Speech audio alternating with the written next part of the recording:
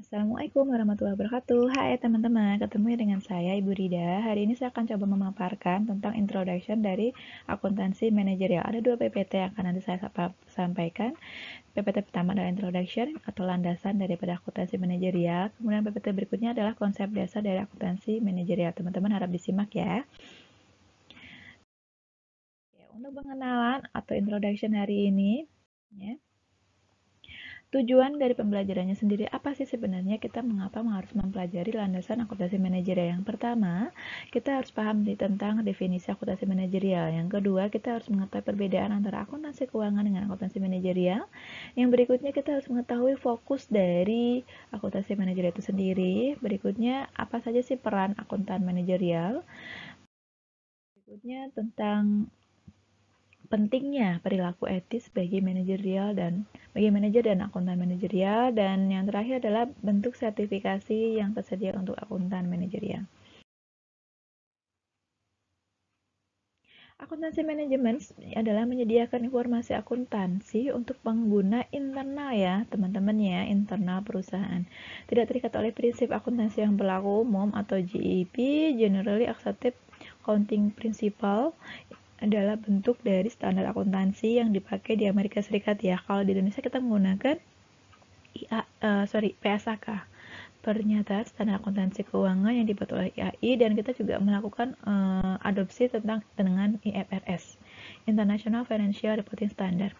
Akuntansi manajerial memiliki 3 tujuan yang luas. Ya. Kemudian kita masuk, nah ini dia. Di bagian berikutnya. Nah, apa sih arti dari akuntansi manajerial? Pertama, menyediakan informasi yang berhubungan dengan perencanaan organisasi, kemudian menyediakan informasi kaitannya dengan controlling ya, atau mengontrol organisasi, kemudian adalah menyediakan informasi yang berguna untuk keefektifan pengambilan keputusan. Jadi ini loh, 3 cakupan pentingnya akuntansi manajerial untuk menyediakan informasi tentang planning, controlling, sama decision making. Nah, perencanaan dulu. Perencanaan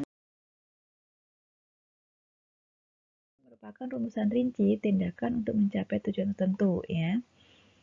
Nah, ini adalah bagan atau alur ya. Jadi pertama harus pada saat melakukan perencanaan harus ditentukan dulu tujuannya. Kalau sudah ketemu tujuan, kita harus mengidentifikasi metode untuk mencapai tujuan tersebut. Nah, contoh misalkan tujuan kita adalah untuk meningkatkan kualitas ya. Berarti kita harus metodenya kita menggunakan apa sih supaya kualitasnya meningkat? Oh, dengan mengadakan program evaluasi pemasok. Nah, itu bagian dari perencanaan. Kemudian berikutnya, nah untuk mengontrol ya. Mengontrol kegiatan manajerial untuk membantu melaksanakan rencana dan mengambil tindakan korektif yang diperlukan. Ya. Ini tujuannya apa? Untuk membandingkan kinerja sebenarnya dengan kinerja yang diharapkan, apakah sudah match. Nah, ini fungsi daripada mengontrol atau controlling. Nah, kemudian yang berikutnya adalah pengambilan keputusan atau decision making. Proses memilih di antara alternatif yang bersaing. Misalkan alternatif ada pilihan yang pertama, kedua, ketiga, dan seterusnya. Nah, pilihan mana yang akan dipakai yang terakhir di sini? Bisa jadi ini adopsi dari sini dan ini, atau mungkin langsung menemukan alternatif yang lainnya. Nah, ya, jadi ini sifatnya kembali ke manajemen. Nah, apa yang dimaksud dengan manajerial informasi? Ya. Nah, jadi ini ada beberapa referensi, tapi intinya adalah akuntan manajerial itu sendiri adalah memiliki kemampuan yang eksklusif ya ini ya. Memiliki kemampuan dalam mengambil keputusan ya untuk menyediakan sesuatu yang inovatif, akurat, kemudian tepat waktu, dan menciptakan keunggulan bersaing. Nah, ini adalah bagian dari fungsi dari akuntan manajerial.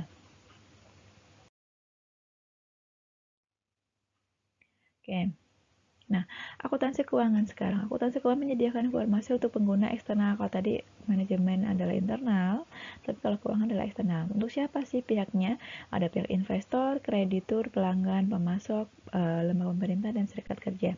Akuntansi keuangan adalah bagian dari keputusan investasi, evaluasi penatagunaan, aktivitas pemantauan, dan langkah-langkah pengaturan.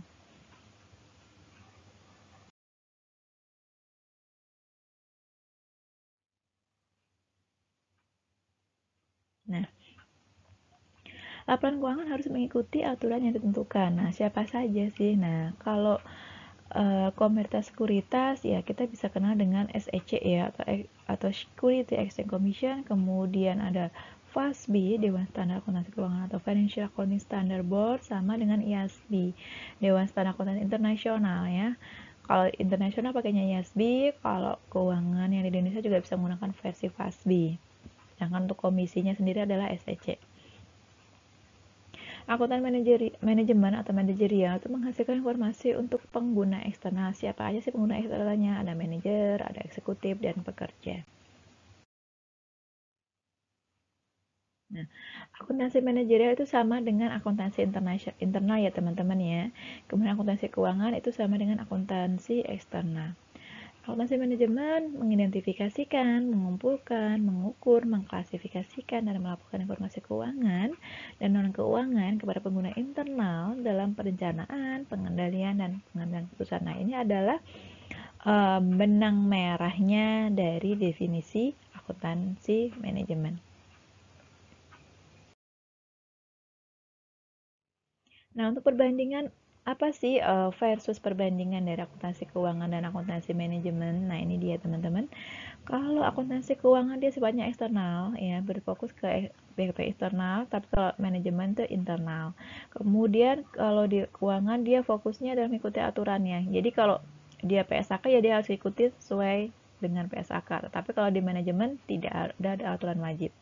Kemudian di keuangan informasi keuangannya harus objektif ya sifatnya. Tapi kalau di manajemen keuangan dan informasi subjektif mungkin di non finansial. Jadi bisa jadi subjektif dan objektif. Orientasi untuk keuangan dia adalah historis ya. Kemudian untuk manajemen dia penekanan pada masa depan. Lalu untuk keuangan informasi tentang perusahaan secara keseluruhan ini adalah all ya. Kemudian kalau manajemen evaluasi dan keputusan internal berdasarkan informasi yang sangat rinci. Di akuntansi keuangan dia sifatnya adalah lebih mandiri atau independen ya. Kemudian di akuntansi manajemen dia luas ya, atau multidisiplin.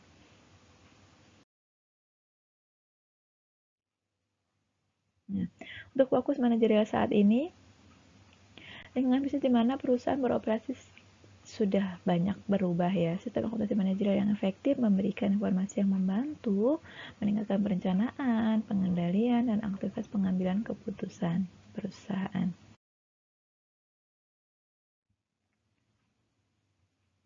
Nah, untuk pengguna penting dalam akuntansi manajerial itu dia harus melakukan apa saja. Yang pertama, harus menggunakan metode baru untuk memperkirakan biaya dan profitabilitas produk dan layanan, untuk harus memahami orientasi pelanggan, harus menilai bisnis dan dari perspektif lintas fungsi, dan memberikan informasi yang berguna dalam meningkatkan kualitas manajemen total.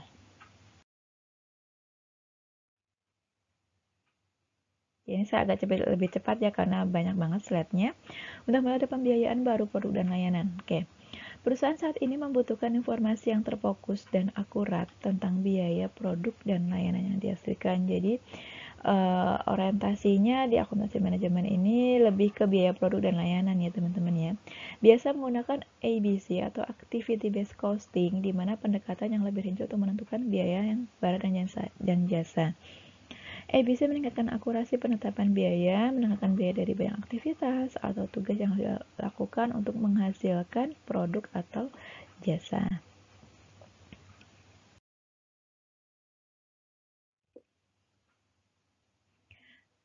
Nah, analisis nilai proses berfokus pada cara perusahaan menciptakan nilai bagi pelanggan. Temukan cara untuk melakukan aktivitas yang diperlukan secara lebih efisien dan hilangkan aktivitas yang tidak menciptakan nilai pelanggan. Ini juga masih konteks ABC yang tadi ya.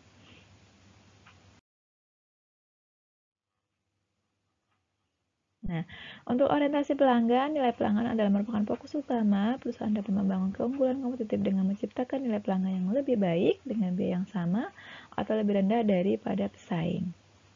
Ciptakan nilai yang setara dengan biaya yang lebih rendah. Jadi kalau menciptakan nilai bisa jadi biayanya lebih rendah ya daripada pesaing. Usahakan seperti itu.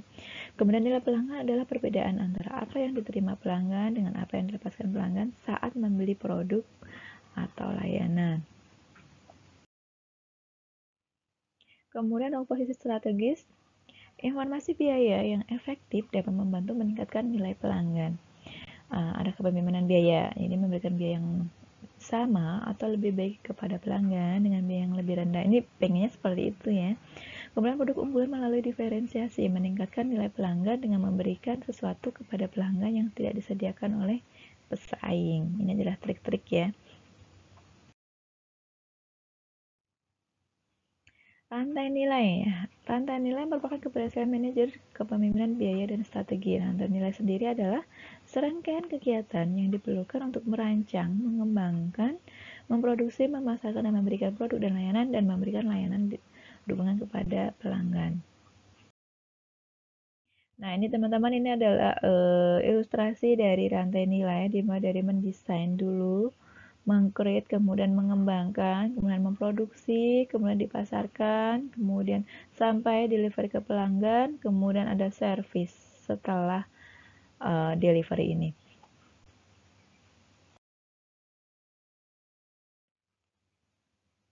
Nah, untuk perspektif lintas fungsional dalam mengelola nilai, seorang akuntan manajer harus memahami dan mengukur banyak fungsi bisnis ya. Pendekatan kontemporer untuk penetapan biaya mungkin termasuk desain awal, biaya rekayasa, biaya produksi, biaya distribusi, penjualan dan layanan, dan masih banyak lagi. Oke, manajemen kualitas totalnya. Jadi ada yang namanya kaizen atau perbaikan terus-menerus ya. Pencarian terus-menerus untuk cara meningkatkan efisiensi dan produktivitas sebagai secara keseluruhan dengan mengurangi pemborosan, meningkatkan kualitas dan mengelola biaya. Dasarnya untuk apa? Untuk membangun keunggulan atau kompetitif saing ya, teman-teman. Oke, masuk kepada manajemen mutu total. Oke, sebuah filosofi dari manajemen kualitas total di mana produsen berusaha untuk menciptakan lingkungan yang memungkinkan pekerja untuk memproduksi produk yang sempurna atau tanpa cacat. Nah, telah menciptakan permintaan untuk sistem akuntansi manajer yang menyediakan informasi tentang kualitas,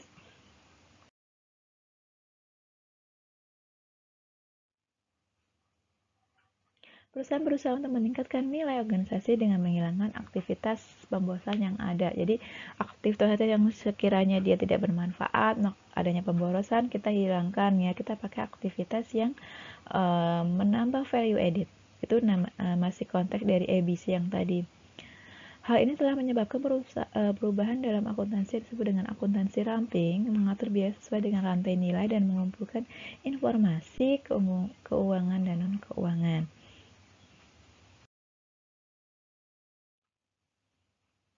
Oke, lanjutnya. Tuntutan yang lebih baru dari akuntan manajer adalah untuk membantu melaksanakan tugas perusahaan manajemen risiko atau enterprise risk management yang mendekati. IRM adalah cara formal bagi akuntan manajer untuk mengidentifikasi dan menanggapi ancaman paling penting dan peluang bisnis yang dihadapi organisasi. Waktu sebagai elemen kompetitif. Waktu adalah elemen penting dalam semua fase rantai nilai. Perusahaan mengurangi waktu ke pasar dengan melakukan siklus desain, implementasi, dan produksi, mengirimkan produk atau layanan dengan cepat, dengan menghilangkan waktu yang tidak bernilai tambah. Yaitu waktu yang tidak bernilai bagi pelanggan, misalnya waktu yang dihabiskan untuk produk di pemuatan. Penurunan waktu yang tidak bernilai tambah tampaknya berjalan seiring dengan peningkatan kualitas. Masuk ke bagian efisiensi. Efisiensi itu kan bagian yang penting ya. Efisiensi ukurannya bisa finansial maupun non finansial. Biaya adalah merupakan ukuran penting dari efisiensi. Agar ukuran efisiensi ini bernilai, biaya harus didefinisikan, diukur, dan ditetapkan dengan benar. Produksi output harus terikat dengan input yang dibutuhkan, dan efek finansial keseluruhan dari perusahaan produknya harus dihitung. Ini dari efisiensi. Nah, kemudian masuk kepada peran manajerial akuntan. Peran akuntan manajerial adalah salah satu penunjangnya, membantu mereka yang bertanggung jawab untuk melaksanakan tujuan dasar organisasi. Jabatan yang dimiliki memiliki tanggung jawab yang langsung untuk tujuan dasar organisasi adalah posisi garis ya. Maksudnya ini akuntan manajerial memiliki satu garis sebagai penanggung jawab gitu maksudnya. Nah, jabatan yang sifatnya mendukung dan hanya memiliki tanggung jawab tidak langsung ini dikatakan posisi staf. Kemudian pengontrol ini mengawasi semua fungsi akuntansi dan melaporkan secara langsung kepada manajer umum dan chief operating officer. Di perusahaan besar, pengontrol terpisah dari departemen perbendaharaan ya. Bendahara bertanggung jawab atas fungsi keuangan.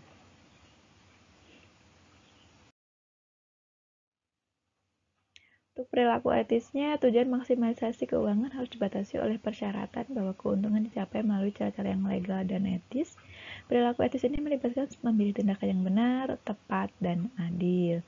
Perilaku bisa benar, bisa salah, itu tepat atau tidak, keputusan yang kita buat bisa adil atau tidak, itu jenis-jenisnya ya. Kayak perusahaan dalam bisnis untuk jangka panjang menemukan bahwa membayar untuk memperlakukan semua konstituen mereka dengan kejujuran dan loyalitas. Kode etik. Nah, jadi memang di akuntan manajemen juga menggunakan ada kode etiknya ya. Untuk mempromosikan perilaku etis oleh manajer dan karyawan, organisasi biasanya menetapkan standar perilaku yang disebut dengan kode etik perusahaan. Tinjauan singkat terhadap berbagai kode etik perusahaan menunjukkan beberapa kesamaan. Bagian penting dari kode etik perusahaan adalah integritas, pelaksanaan tugas, kepatuhan terhadap aturan hukum. Mereka juga secara seragam melarang penerimaan suap dan hadiah yang tidak pantas, perdagangan orang dalam, penyalahgunaan informasi dan aset perusahaan. Jenisnya banyak ya. Oke, untuk standarnya, organisasi menetapkan standar perilaku untuk manajer dan karyawan mereka. Asosiasi profesional juga menetapkan standar etika. Ya, jadi baik American Institute of Certified Public Accountant atau IACPA dan Institute of Managerial Accountant atau IMA telah menetapkan standar etika untuk akuntan. Jadi ada beberapa standarnya yang tidak boleh dilanggar ya teman-teman. Akuntan profesional diterikat oleh kode etik ini. Tantangan besar terhadap dilema adalah ketika akan muncul ya, dan karyawan sering tidak bisa menyadari, tidak menyadari ya maksudnya, bahwa dilema seperti itu telah muncul. Kemudian ada juga tindakan benar yang harus diambil untuk memperbaiki dilema. Jadi memang jika ada sesuatu pelanggaran ya kita harus kembali ke kode etik. Untuk sertifikasi ada 3 jenis sertifikasi ya teman-teman ya. Jadi ada CMA atau akuntan manajemen bersertifikat, kemudian CPA ya, Certified Public Accountant, dan CIA ya, sertifikat internal audit ya. Oke, atau sertifikat audit internal. Setiap sertifikasi menawarkan keuntungan khusus bagi seorang akuntan manajerial ya. Ketiga sertifikat tersebut menawarkan bukti pencapaian pada tingkat kompetensi profesional minimum. Jadi ada 3 sertifikat, teman-teman juga pada saat Anda misalkan pengen menjadi akuntan manajerial boleh, bisa ya, atau mungkin menjadi CPA, memiliki CPA atau akuntan publik, atau mungkin audit internal, sertifikat audit internal juga bisa.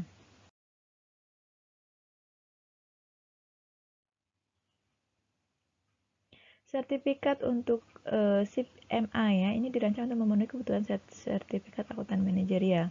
4 bidang ditekankan dalam ujian kualifikasi. Jadi misalnya teman-teman ingin ikut CMA atau CMA ya, lingkupnya ada ekonomi, keuangan manajemen, akuntansi pelaporan keuangan, analisis masalah perilaku, dan analisis kebutuhan dan sistem informasi.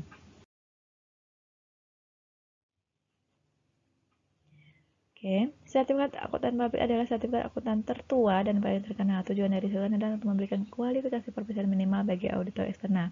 Nah, untuk CPA sendiri ini diizinkan oleh hukum melayani kebutuhan sebagai auditor eksternal. Jadi bagi teman-teman yang ingin menjadi auditor eksternal, teman-teman harus memiliki CPA ya.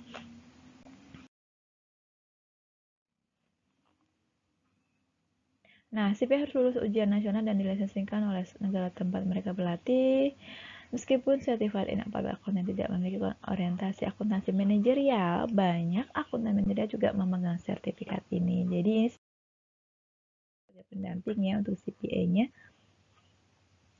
Nah, CIA, audit internal berbeda dari audit eksternal dan audit akuntansi manajerial.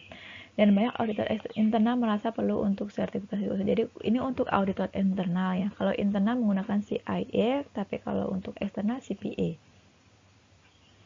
Ya, CIA telah lulus ujian komprehensif yang dirancang untuk memastikan kompetensi teknik dan memiliki pengalaman 2 tahun. Oke, thank you. Ini untuk PPT yang pertama ya teman-teman. Nanti teman-teman setelah menyimak PPT ini, lanjut langsung ke PPT yang kedua ya. PPT yang kedua adalah PPT tentang konsep dasar daripada akuntansi manajerial. Jadi dalam satu pertemuan ada 2 PPT. Oke, itu saja dari saya. Mohon maaf jika ada kalimat saya yang kurang berkenan. Jangan lupa subscribe video Jangan lupa subscribe channel saya ya. Wabillahi taufiq wal hidayah. Wassalamualaikum warahmatullahi wabarakatuh. Dadah.